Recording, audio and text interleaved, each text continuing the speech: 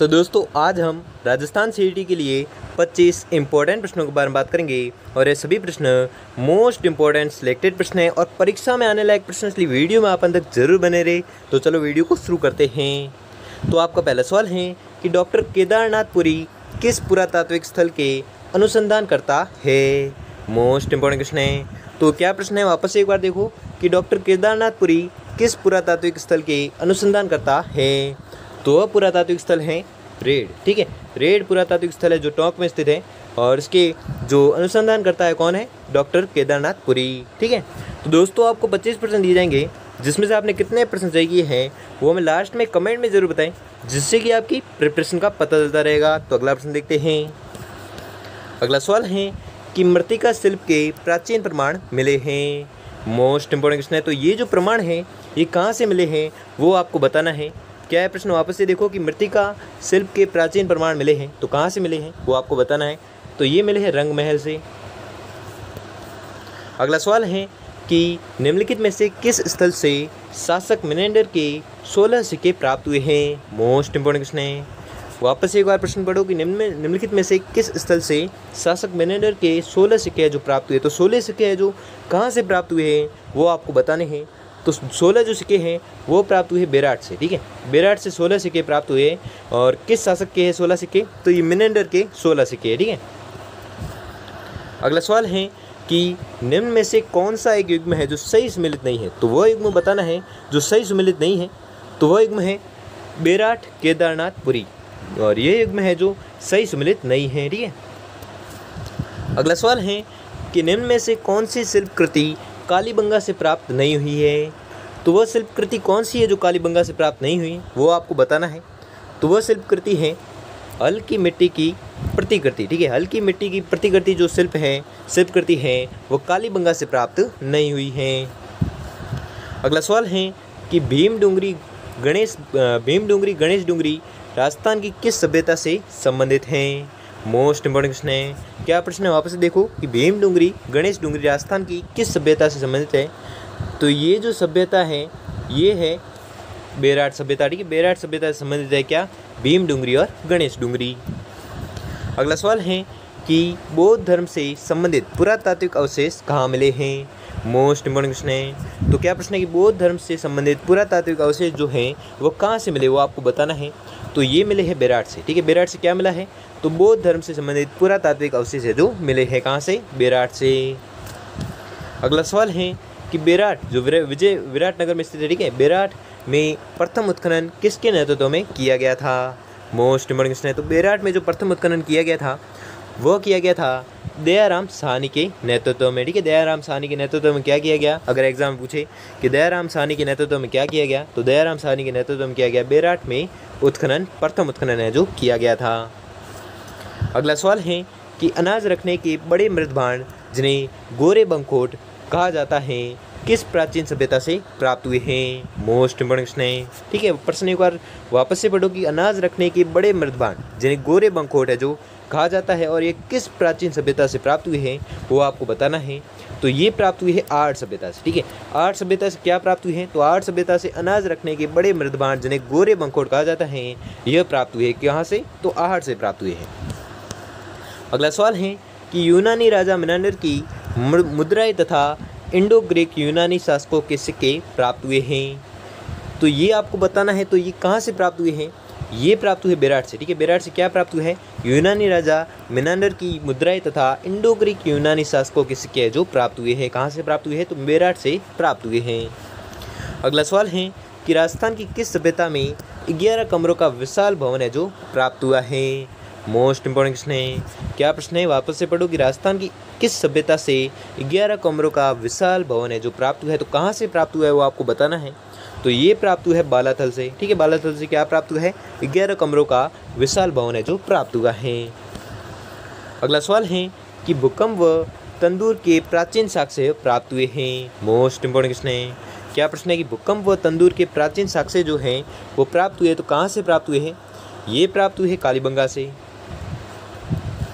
अगला सवाल है कि किस सभ्यता में किस सभ्यता में घरों के एक से अधिक चूल्हों के मिलने से संयुक्त परिवार का पता चलता है? मोस्ट इंपोर्टेंट क्वेश्चन है और ये प्रश्न बहुत बार एग्जाम में पूछा भी गया है। ठीक है, तो इस प्रश्न को आपको रट लेना है।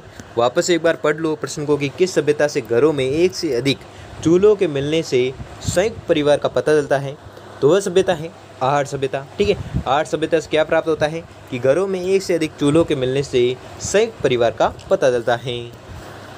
अगला सवाल है कि जोधपुरा नामक पुरातात्विक स्थल स्थित है? मोस्ट इंपोर्टेंट क्वेश्चन है और ये भी प्रश्न बहुत बार एग्जाम पूछा भी गया है। ठीक है, क्या प्रश्न है कि जोधपुरा नामक पुरातात्विक स्थल जो है वो किस स्थल से प्राप्त हुए हैं? पुरातात्विक स्थल है जो स्थित है, तो कहाँ पर स्थित है वो आपको बताना है। तो ये स्थित है जयपुर में। ठीक है, जयपुर में क्या स्थित है? जोधपुरा नामक पुरातात्विक स्थल है जो स्थित है। अगला सवाल है कि बेराट से मिला बाबरू शिलालेख उत्कीर्ण करवाया था? तो किसने उत्कीर्ण करवाया था वो आपको बताना है। तो ये बाबरू जो शिलालेख है वो उत्कीर्ण करवाया था किसने? अशोक ने। ठीक है, अशोक ने क्या किया? बाबरू शिलालेख का उत्कीर्ण करवाया। और ये कहाँ से मिला है बाबरू शिलालेख? तो ये मिला है बेराट से। ठीक है, जिसका उत्कीर्ण करवाया था किसने?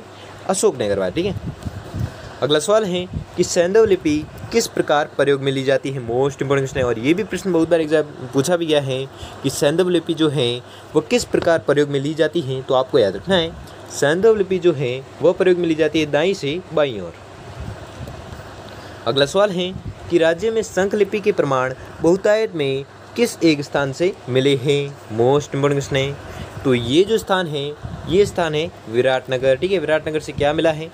शंख लिपि के प्रमाण बहुतायत मात्रा में मिले हैं। किस स्थान से? तो विराटनगर से मिले हैं।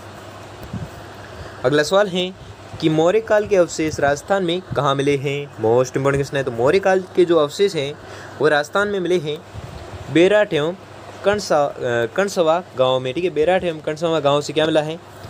मौर्य काल के अवशेष है जो राजस्थान में मिले हैं। कहाँ से? बेराट एवं कणसवा गांव से। अगला सवाल है कि राजस्थान की किस सभ्यता में अलंकृत ईंटों से निर्मित फर्श का अवशेष मिला है? मोस्ट इंपोर्टेंट क्वेश्चन है। ठीक है, तो ये प्रश्न क्या है वापस से पढ़ो एक बार, और ये प्रश्न बहुत बार एग्जाम पूछा भी गया है। ठीक है, तो आपको रट लेना है कि राजस्थान की किस सभ्यता में अलंकृत ईंटों से निर्मित फर्श का अवशेष है जो मिला है? तो कहाँ से मिला है? तो ये मिला है कालीबंगा से। ठीक है, कालीबंगा जो सभ्यता है उसमें मिला है क्या? अलंकृत ईंटों से निर्मित फर्श का जो अवशेष है जो मिला है। कहाँ से मिला है? तो कालीबंगा से मिला है। अगला सवाल है कि कालीबंगा सभ्यता के लोग किस लिपि का प्रयोग करते थे? मोस्ट इंपोर्टेंट क्वेश्चन और ये भी प्रश्न बहुत बार एग्जाम पूछा भी गया है। ठीक है, तो इस प्रश्न को भी आपको रट लेना है कि कालीबंगा सभ्यता के लोग है जो किस लिपि का प्रयोग करते थे। तो कालीबंगा सभ्यता जो है इस सभ्यता के लोग प्रयोग करते थे सैंधव लिपि का प्रयोग। ठीक है, सैंधव लिपि का प्रयोग करते थे कौन से लोग? कालीबंगा सभ्यता के लोग। अगला सवाल है कि आहट सभ्यता के लोग किस खाद्य से अच्छी तरह परिचित थे? मोस्ट इंपोर्टेंट क्वेश्चन है। तो ये जो परिचित थे ये परिचित है चावल से। ठीक है, चावल खाद्य से अच्छी तरह परिचित थे कौन? तो आहट सभ्यता के लोग परिचित थे। अगला सवाल है कि बीजक डूंगरी पर सर्वप्रथम अशोक के शिलालेख को किसने और कब खोजा? मोस्ट इंपोर्टेंट क्वेश्चन है। तो अशोक के शिलालेख है जिनने जो खोजा था किसने? तो आपको याद रखना है ये खोजा था कैप्टन बट ने। और कब खोजा था वो भी आपको याद रखना है। तो ये खोजा था 1837 में। ठीक है, 1837 में कैप्टन बट ने बीजक डूंगरी पर सर्वप्रथम अशोक के शिलालेख को खोजा था। ठीक है, तो आपको याद रखना है। अगला सवाल है कि कालीबंगा का शाब्दिक अर्थ क्या है? मोस्ट इंपोर्टेंट क्वेश्चन है और ये भी प्रश्न बहुत बार एग्जाम पूछा भी गया है और ये प्रश्न के आने लायक 99% चांस है कि कालीबंगा का शाब्दिक अर्थ क्या है। तो आपको याद रखना है कालीबंगा का शाब्दिक अर्थ है काली चूड़ियाँ। ठीक है, काली चूड़ियाँ जो है कालीबंगा का शाब्दिक अर्थ है। अगला सवाल है कि 5 सांस्कृतिक युगों के अवशेष कहाँ से प्राप्त हुए हैं? तो आपको याद रखना है इसके जो अवशेष है ये प्राप्त हुए 9 से। ठीक है, 9 से क्या प्राप्त हुए हैं? 5 सांस्कृतिक युगों के अवशेष है जो प्राप्त हुए हैं। अगला सवाल है कि किस प्राचीन ग्रंथ में बेराट का उल्लेख है जो मिलता है? मोस्ट इंपोर्टेंट क्वेश्चन है, ये भी प्रश्न बहुत बार एग्जाम पूछा भी गया है।